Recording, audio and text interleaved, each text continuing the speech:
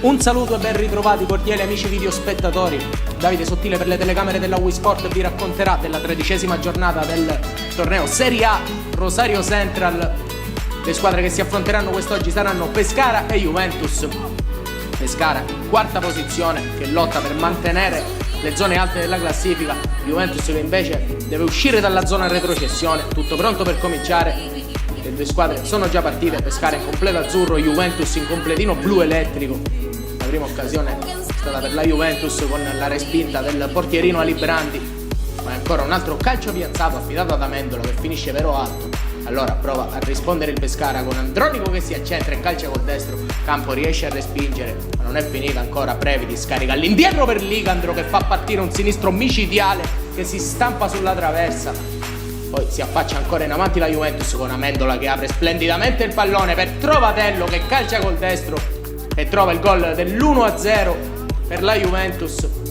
Ma non ci sta il Pescara che risponde con Andronico, ma ancora una volta a Campo trattiene la sfera in due tempi. Qui un'altra conclusione, questa volta di Accardi. Poi il Pescara è ancora in avanti con la palla di Ligandro che trova Sebastiano che infila con il mancino la palla in rete e trova il gol del pareggio per il Pescara, che si fa ancora in avanti con Ligandro, sempre per Sebastiano che appoggia Bottari che stoppa la palla, si gira e la deposita in rete. Il Pescara ribalta la situazione subito dopo essere andato in svantaggio con Nanni Bottari che dedica anche il gol nelle tribune. Qui ci prova con la volée Sebastiano, bel gesto tecnico ma non trova lo specchio della porta. C'è anche il momento per il time out per rifiatare per le due squadre. La Juventus è in avanti con Accardi che calcia e lo straordinario intervento di Ali Brandi. Qui gran palla di Bottari all'indirizzo di Orlando che calcia in porta, ma la chiusura di campo è provvidenziale a terra. Qui Bottari sfida un avversario, lo supera con una magia, calcia con la punta e beffa l'estremo difensore della Juventus. Il Pescara è avanti per 3-1 con la realizzazione di Nanni Bottari. Qui prova a rispondere la Juventus con questo calcio piazzato, ma il direttore di gara dice che può bastare così per la prima frazione di gioco che vede il Pescara condurre la partita per 3-1 con i gol di Sebastiano e la doppietta di Bottari. Di Trovatello il gol per la Juventus. Con l'aiuto delle immagini passiamo alla ripresa che comincia con la Juventus in avanti, la conclusione da fuori di Pino ed è il gol del 3-2. La Juventus è ancora viva, è ancora in partita, ma risponde subito il Pescara con questa palla di Previdi per Bottari che di tacco la mette per Andronico che scaglia in mezzo e Bottari colpisce di testa e trova il gol del 4-2. Azione splendida del Pescara con la finalizzazione di Bottari.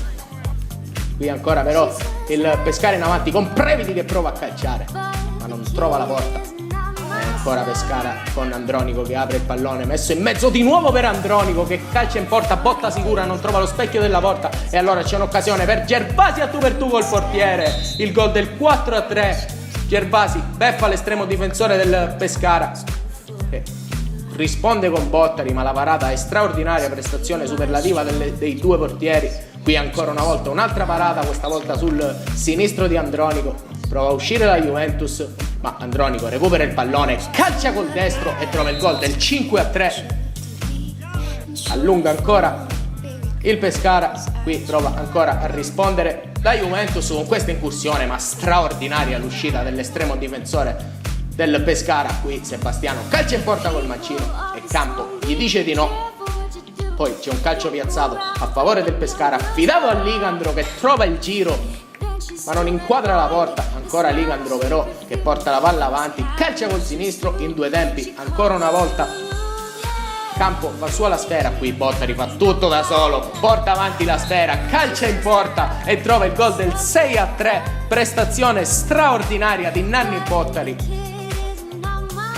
che trova il gol del vantaggio. Qui è ancora Bottari che calcia in porta, ma la risposta di Campo è straordinaria. Qui Andronico supera un avversario, la mette in mezzo per Bottari che scava il pallone e trova il gol del 7-3 per i suoi.